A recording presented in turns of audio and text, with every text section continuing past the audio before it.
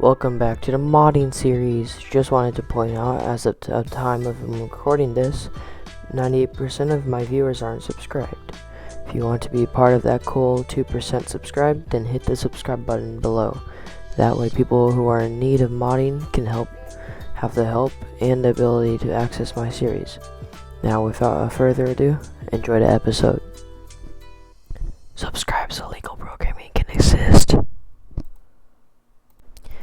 Now, real quick, I wanted to provide some honorable mentions of TPRR modding projects. I want you guys to find the time to check out these projects. The community has put a lot of work and effort into these. Notable games like Bytes Extension, that achieved a whopping 2.3 million visits, Beams and Dreams, that achieved 1 million visits, and lastly, Frank's Takeover, receiving over 1 million visits. Other honorable mentions will be shown on the screen now.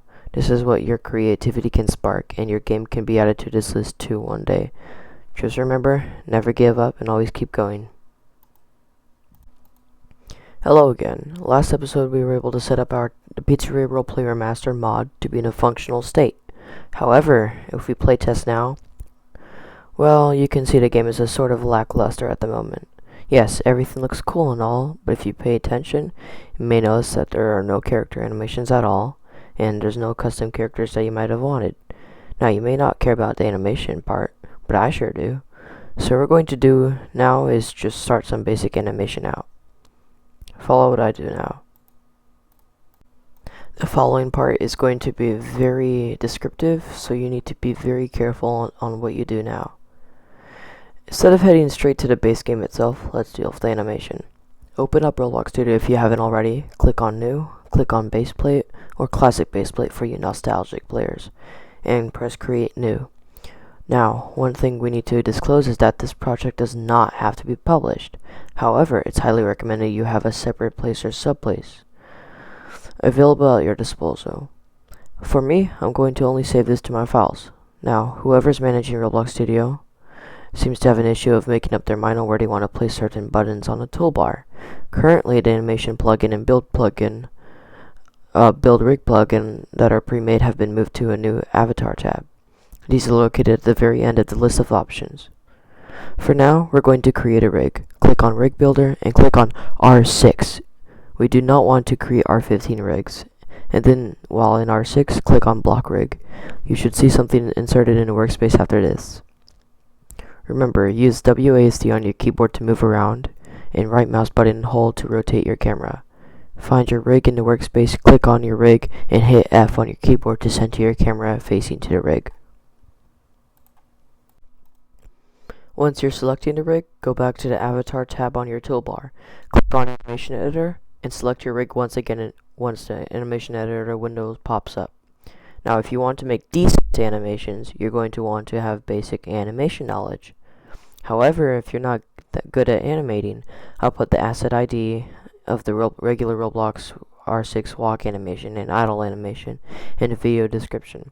Here's a quick time lapse of me making a basic walk animation.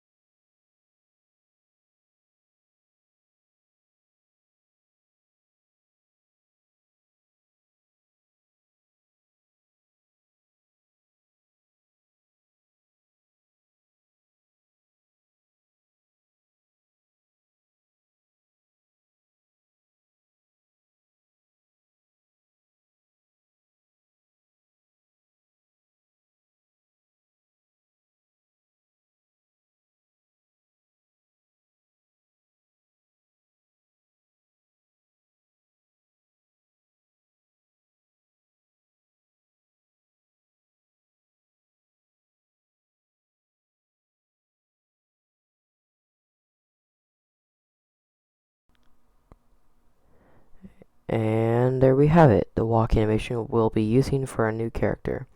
Now you can also go and create an idle animation, but for time saving purposes, I'll not have one. If you've finished animating, click on the name of your animation, which in my case is untitled, ... You'll see a little list of options to choose from. Highly recommend saving this animation, however it's not that important at the moment. Go to Set Animation Priority, and click on movement if you're making a walk animation. Once that is checked, go to Publish to Roblox, and you'll be given a window similar to the window you saw while creating your game from last episode. Make sure to take note of the animation ID, like doing this. You can copy it by clicking the copy button next to the long list of numbers. These numbers will be used to identify the animation you want to play in the game. Keep your copied animation ID. If you accidentally lose this copy or text, you can head to the Create tab on the Roblox website and click on Animations. There you should find your newly created animation, and you can copy the link from there. And the link has the long list of numbers in it.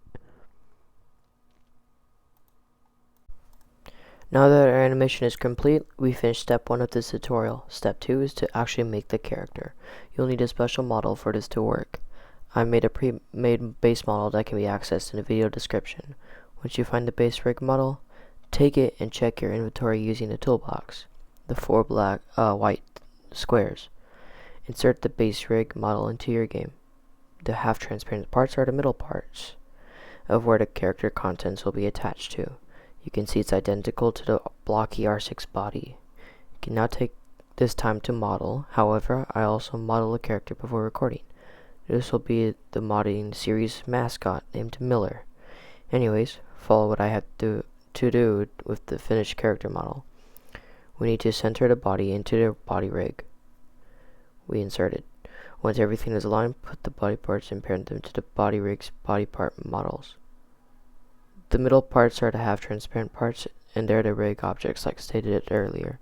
Once everything is parented and aligned, you can now turn the middle parts to fully transparent by going to the properties windows and having the middle part selected and setting transparency value to 1.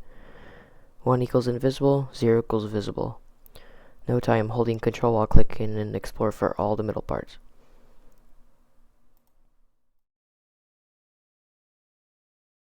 Now that is complete, let's open up the main game. Find a character to replace. In this case, I'll be using Foxy.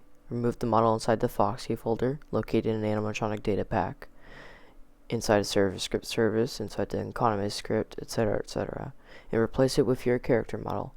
Make sure to name the character, model. We do not want to come across errors. Remember to check the output for errors. Always, always, always check the output. After playtesting, there are some issues I have stumbled upon. They are very minor issues that can be fixed in the next episode. One issue is the player's accessories do not disappear, and another issue is regarding the scaling of animatronic. Animatronic scaling for Foxy is default to whatever it was set up to be. I'll show you how to fix that one in the next episode.